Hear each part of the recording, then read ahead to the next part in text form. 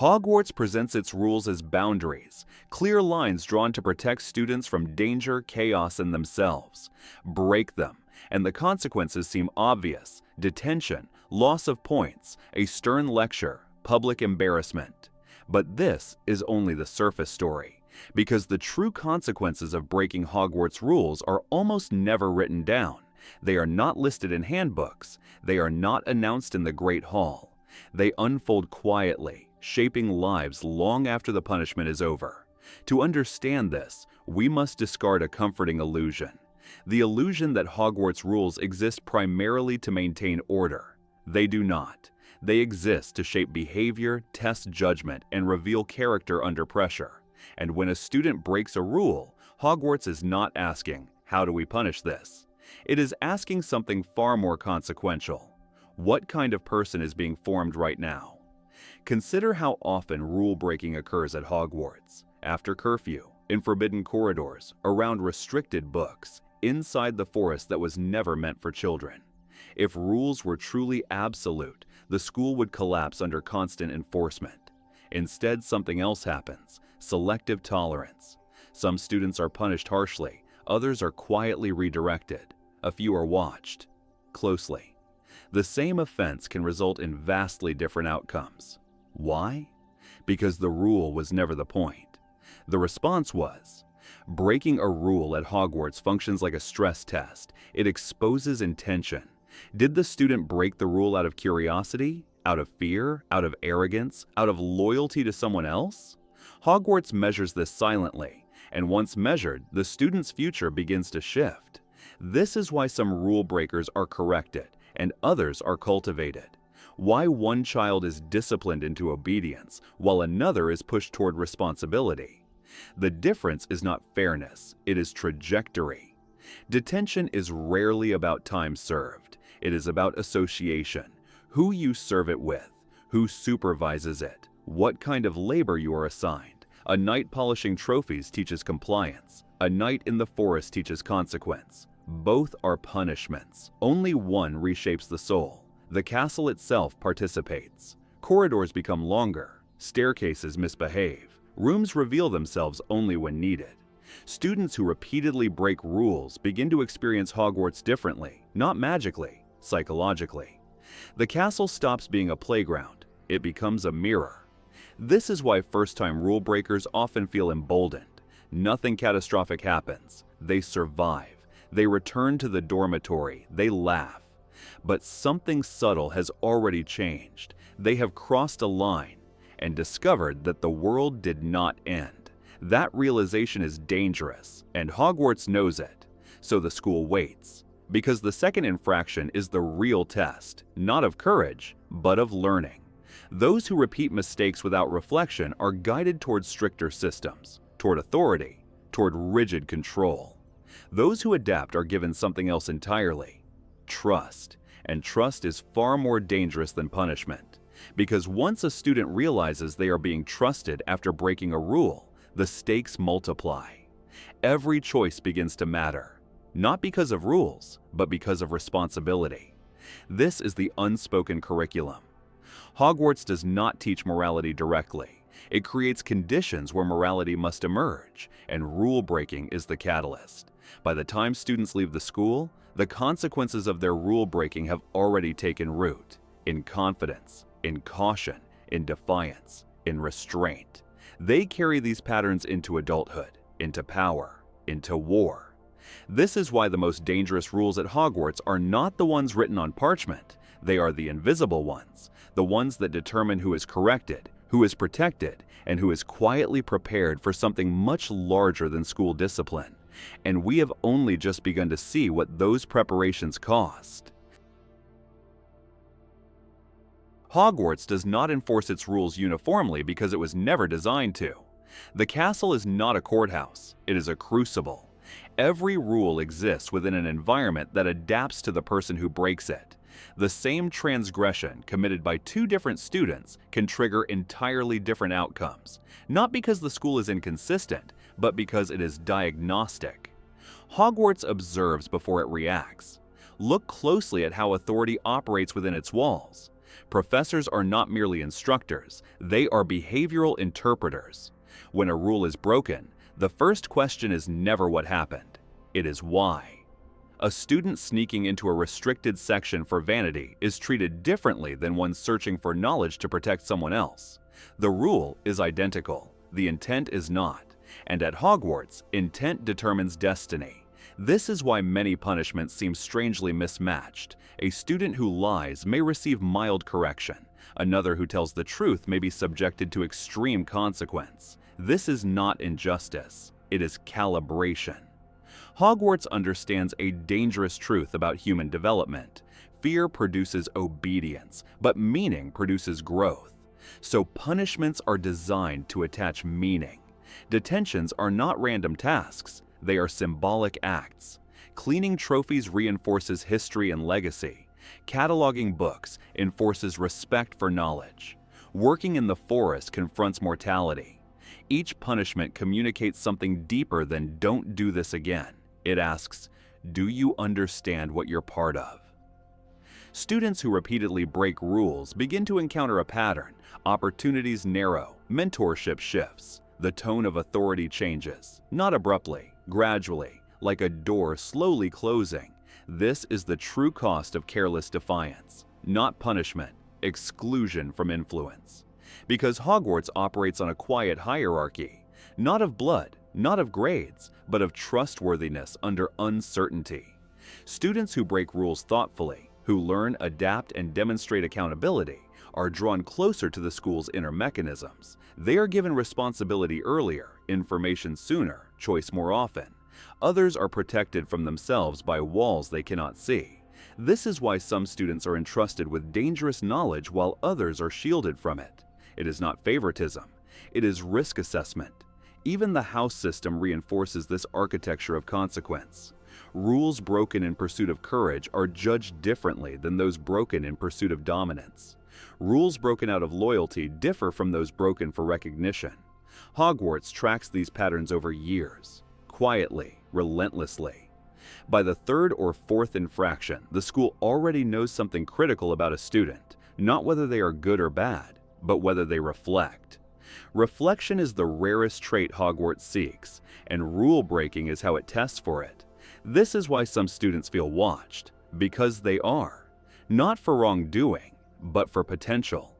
The most dangerous students are not the rebellious ones. They are the ones who break rules, learn quickly, and begin to understand the system itself.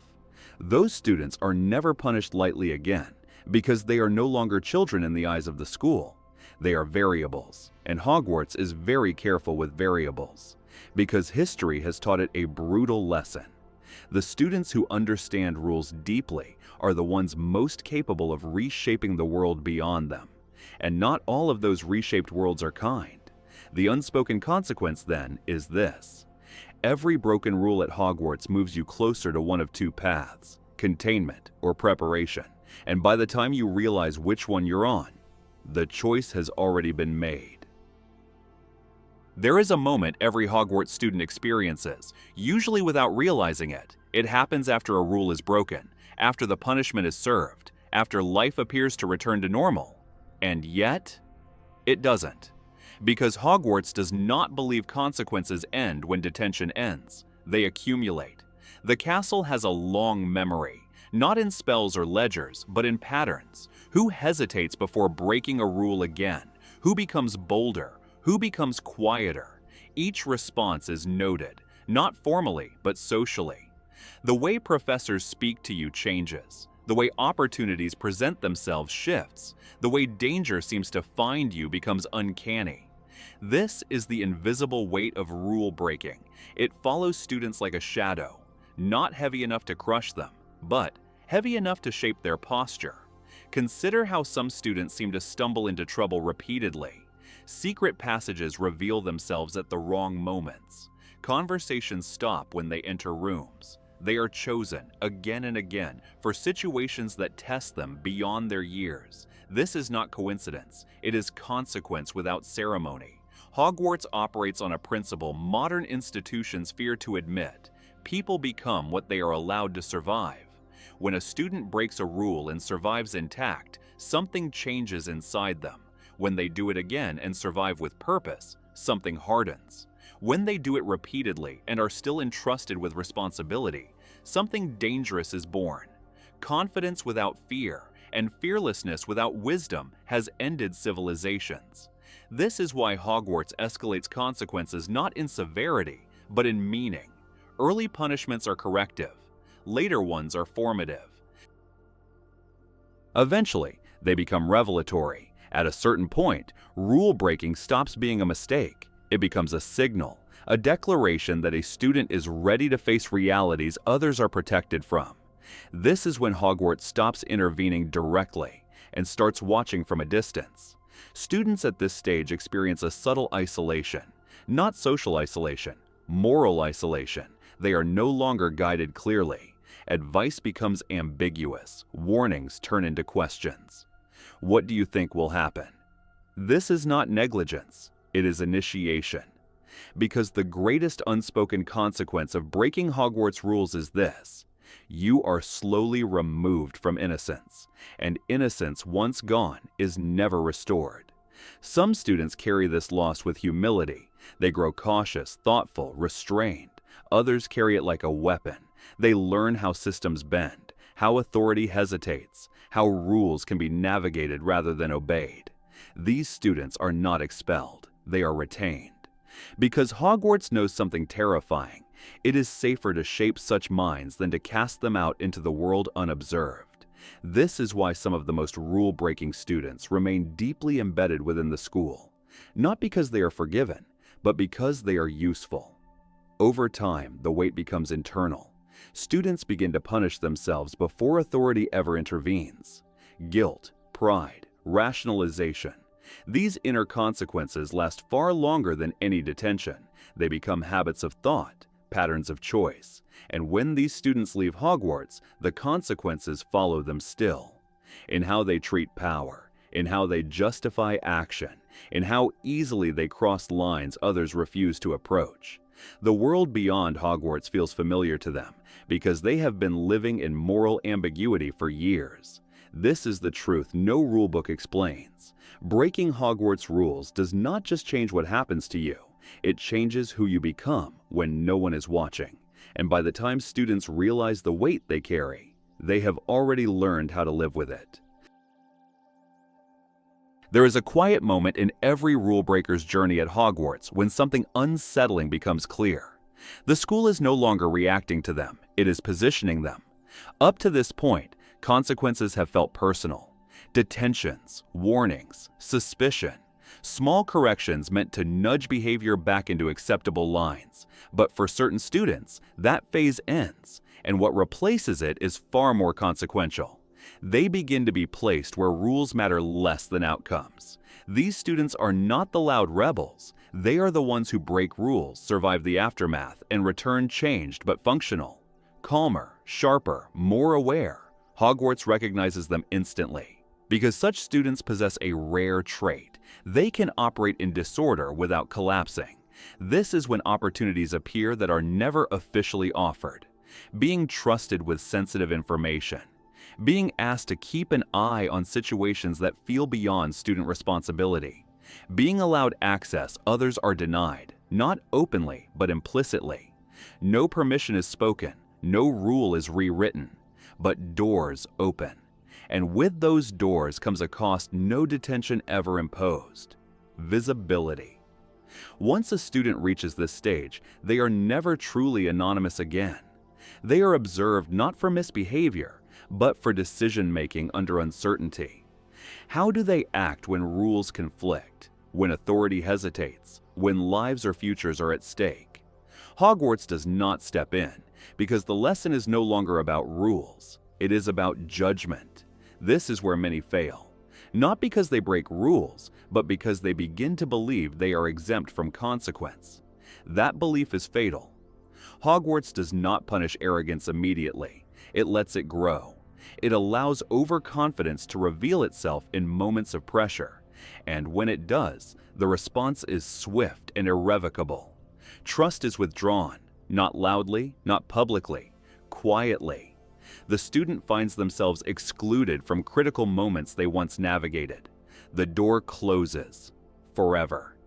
This is the price of misunderstanding what being chosen means. Chosen does not mean protected. It means tested more severely than anyone else. Those who understand this begin to change again. They become restrained. They ask fewer questions, but better ones. They learn when not to act. This restraint is the true marker of advancement at Hogwarts. Not obedience, not bravery, restraint. Because the greatest danger of rule breaking is not punishment, it is self-importance. And Hogwarts is ruthless with students who confuse access with entitlement. By now, the rule breaker's world has narrowed, not in opportunity, in margin for error.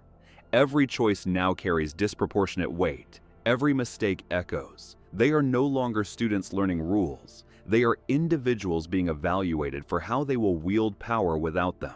And this is the unspoken truth. Hogwarts is not preparing everyone for the same future. Some are trained to follow systems. Others are trained to survive the collapse of systems. Rule breaking is the sorting mechanism. Those who endure this phase without losing humility move forward changed. They stop breaking rules impulsively, not because they fear punishment, but because they finally understand consequence. And for those who don't learn, they don't get expelled, they drift.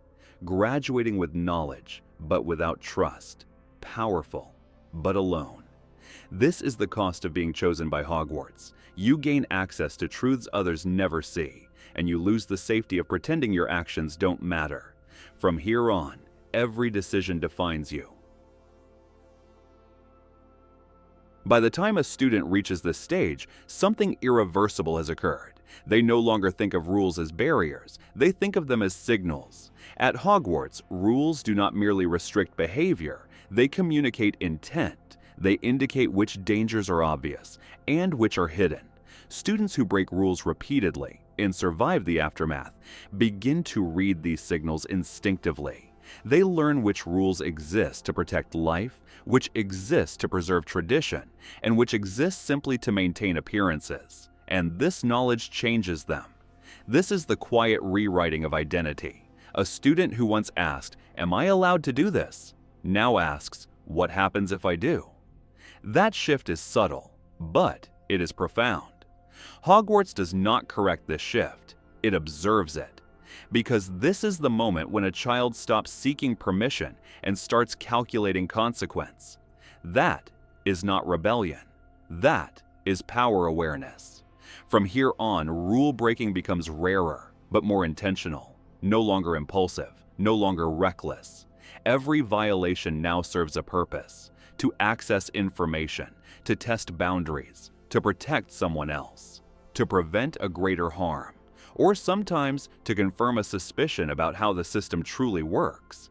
This is why the most dangerous students are often the calmest. They no longer need to prove anything. They already know what they are capable of. At this stage, Hogwarts alters its approach again. Supervision loosens, paradoxically, while expectation intensifies. Mistakes are no longer met with correction. They are met with consequence. Real consequence, loss of trust, loss of access, loss of influence, losses that cannot be appealed. Because now, the school is no longer teaching behavior, it is assessing character under freedom. This is where many students feel an unexpected grief. They miss the clarity of rules, they miss the simplicity of right and wrong, they miss the comfort of knowing that someone else will intervene before things go too far. But Hogwarts does not return them to that comfort, because the world will not. The unspoken consequence here is permanence. Once a student has demonstrated they can operate beyond rules, they are never treated as fully protected again. Not by professors, not by peers, not by the institution itself. They are now considered capable of harm, and capability changes how the world relates to you. Some students respond by retreating, they choose safety. They rebuild boundaries around themselves. These students often live long, quiet lives. Others lean forward, they accept the burden. They learn to carry consequence consciously. These students change history, for better or worse. Hogwarts does not decide which path they take. It only ensures they understand the cost of each.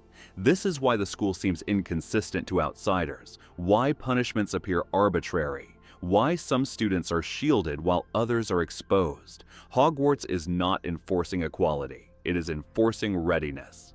By the end of this phase, rule breaking has accomplished its final purpose. It has stripped away illusion. The illusion that authority will always intervene. The illusion that intent excuses impact. The illusion that power comes without responsibility. What remains is the student, alone with their judgment. And from that point on, every action they take is no longer a mistake, it is a choice. And Hogwarts remembers choices, even when it says nothing. At first, this feels like freedom. No prefect seems to notice. No professor intervenes immediately. Infractions that once drew sharp responses now pass with silence. But this silence is not neglect, it is withdrawal. Hogwarts does not abandon students who reach this stage. It simply stops shielding them. Because by now, the school believes they understand something most never grasp, that the absence of enforcement is not safety, it is exposure. This is where consequences become delayed, more complex, more real. A choice made today may not echo until months later, in reputation, in opportunity, in trust quietly denied. Students begin to notice that certain conversations no longer include them, that certain knowledge arrives late, or not at all. That danger no longer announces itself in advance. This is intentional.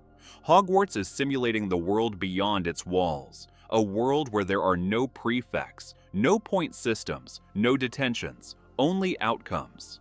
Rule-breaking students at this stage develop an acute sense of cause and effect. They feel it in the way allies hesitate, in the way mentors pause before answering questions, in the way responsibility is offered or withheld without explanation. Nothing is explicit, everything is felt. This is also when many students experience fear for the first time, not fear of punishment, fear of irreversibility. They begin to understand that some decisions cannot be undone by apology or service. Some costs must simply be paid. Hogwarts does not warn them of this directly, because warning would remove the lesson. Instead, the school allows reality to teach. Some students falter here. They mistake silence for permission. They push too far. They assume immunity where there is only patience. When consequence arrives, it feels sudden, even cruel. But it is not. It is merely delayed. Others grow careful. They slow down. They begin to consider not just what they can do, awam, but what they should do. This distinction marks the final transition from student to moral agent. At this stage, identity stabilizes, not around rules, but around values. What do you refuse to do, even when no one is watching? What lines do you draw for yourself, knowing no authority will draw them for you? These answers define the adult that leaves Hogwarts. This is why some former students look back on the school with reverence, and others with quiet resentment. Both were taught, but not the same lessons. The unspoken consequence here is solitude, not loneliness, but self-reliance.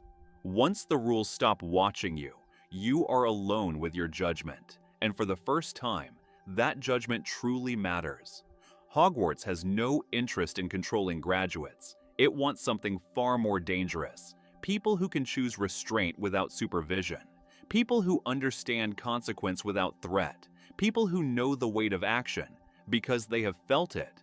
This is why rule breaking is never discouraged entirely. It is curated, observed, allowed to proceed until it teaches what obedience never could. And now, with the rules no longer watching, only one question remains. What kind of person will you be when nothing stops you? By the time a student reaches this stage, something irreversible has already begun.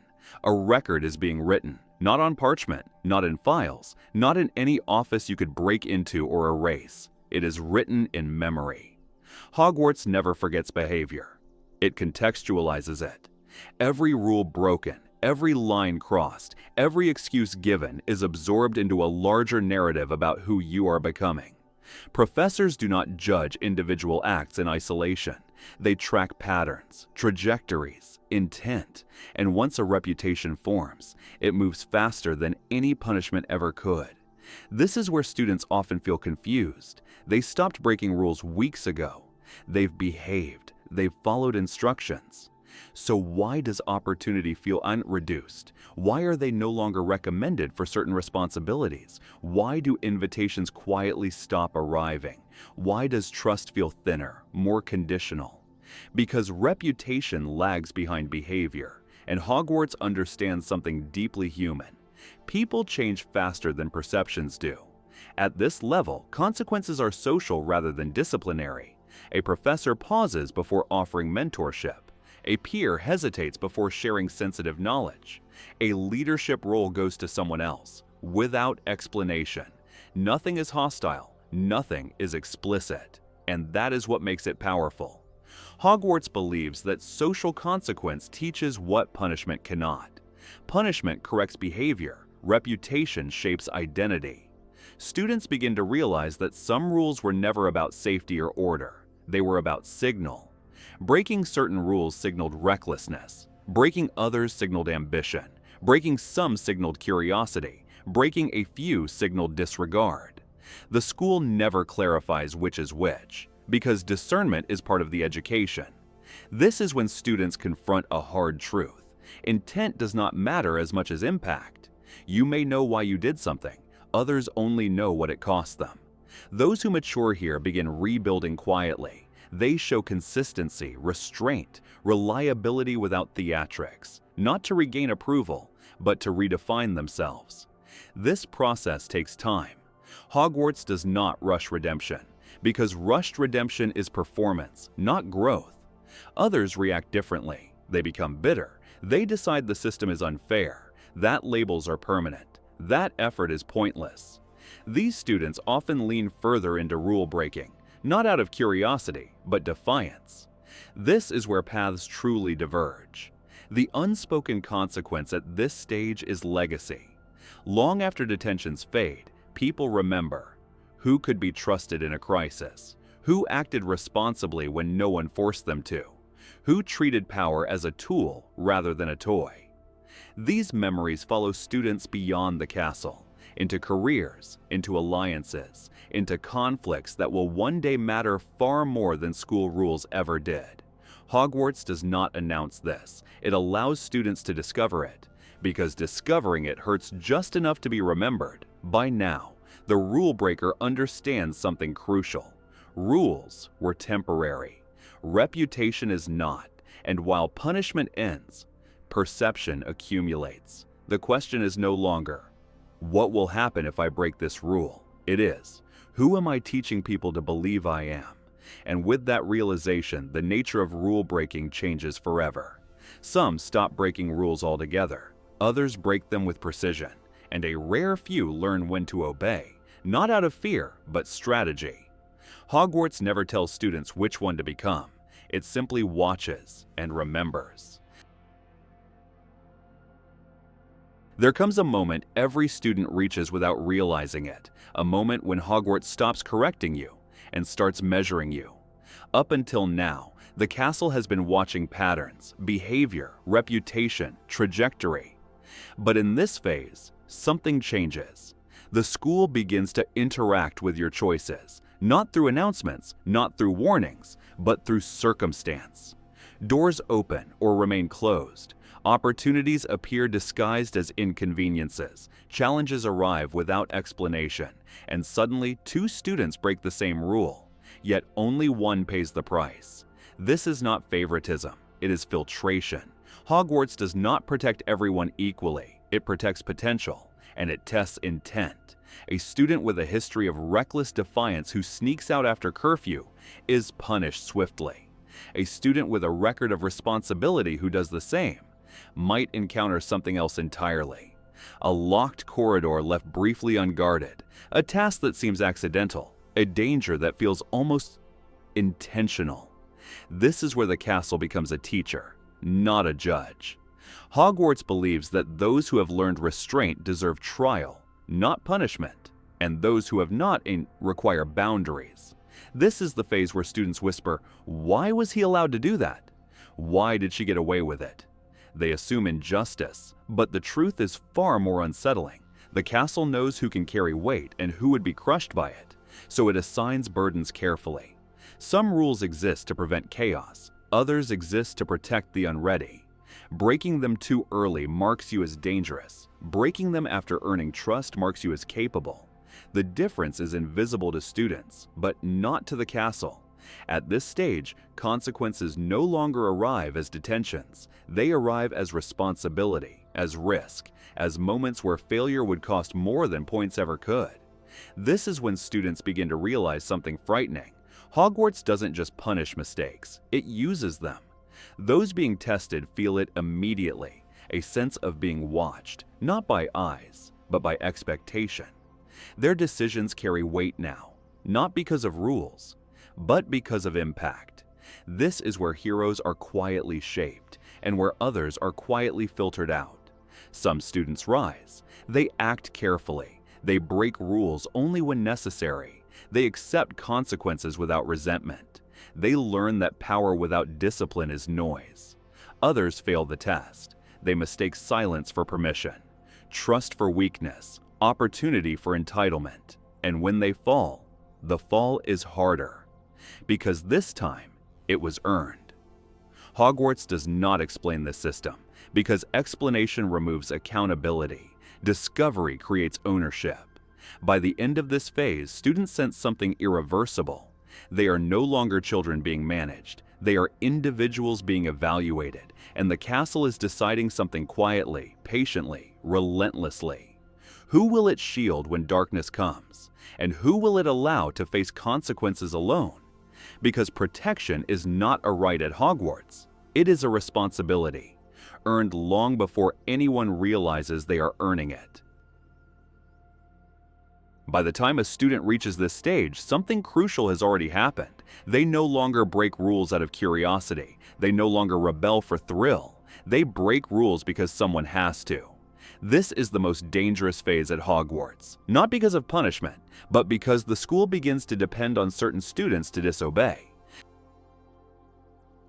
There are problems the staff cannot officially acknowledge, corridors that must remain off limits on paper, threats that exist in silence. And when these problems surface, Hogwarts does something unsettling. It waits. It waits to see who moves, not who complains, not who panics, but who acts without being asked. These students feel it before they understand it. A weight settles in their chest, a sense that if they don't step forward, something will go wrong.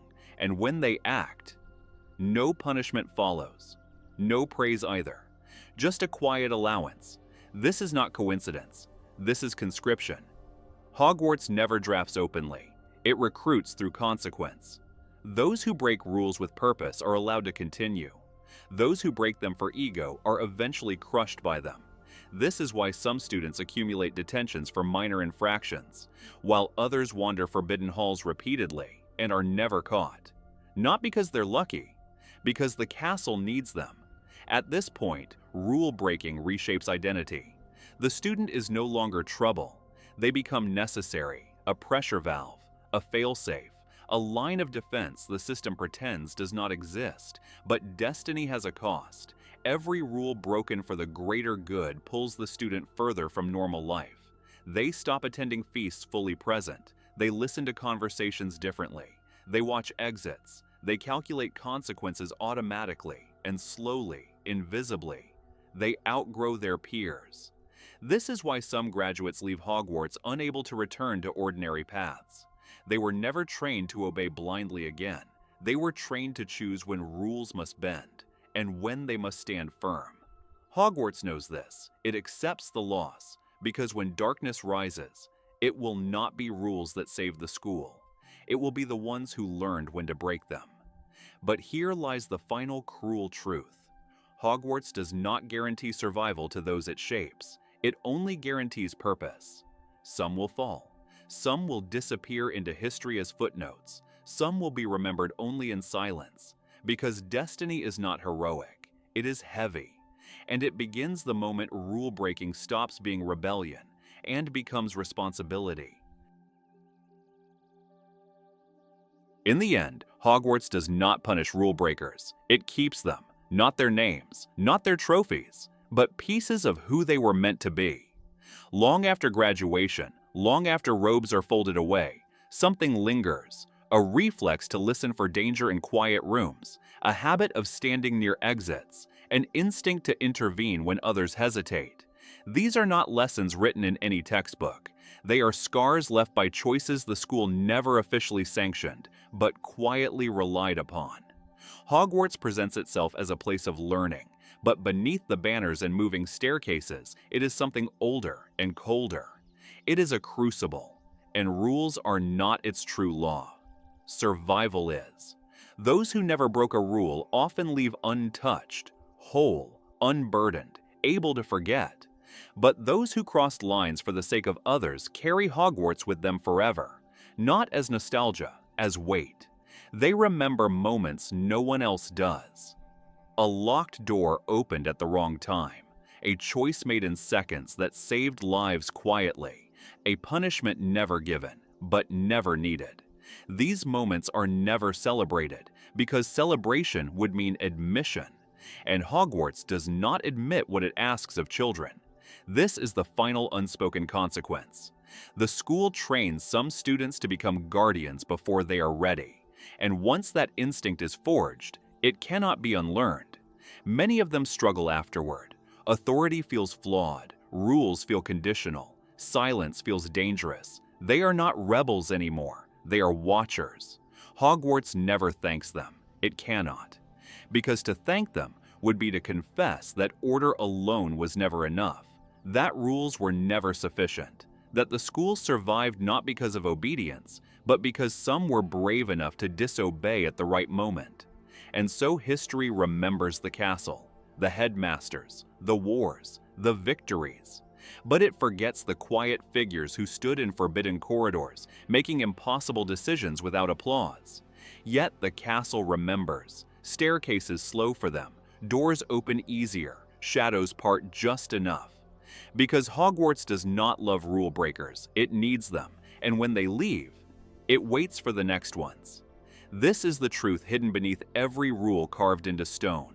Rules exist to shape the many, but survival has always depended on the few who knew when to break them, and that is the price Hogwarts never speaks of. The cost paid not in detention, but in destiny.